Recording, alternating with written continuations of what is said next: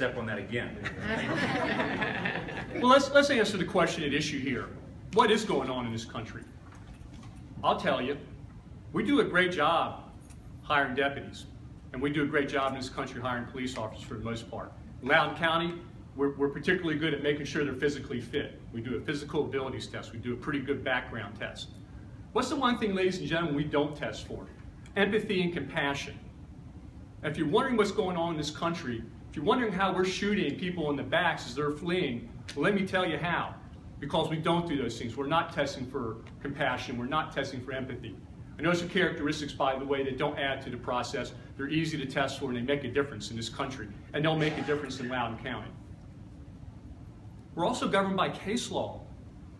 That's what governs what goes on. Graham versus Connor, what makes our actions objectively reasonable? These are the things that are important. This is the framework we use to judge whether or not our officers are using force excessively or using force reasonably. And we need to make sure that they understand that. How much constitutional law training does this agency do? Zero.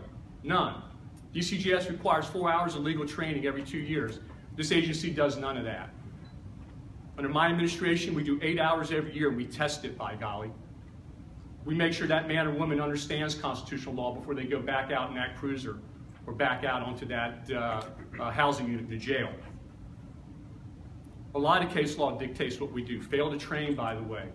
Zuckel v. Denver says that not only do you have to test proficiency, you got to test judgment. You got to make sure people know when to pull the trigger, but most importantly, when not to pull the trigger. And how much of that are we doing in this county? Zero. We're not doing it. Now, part of that is structural, I grant you, but part of that is that there's not emphasis on it. Getting right out in front of the cameras, that's what we did at Costco. That's what my opponent did at Costco. Got right out in front of the cameras.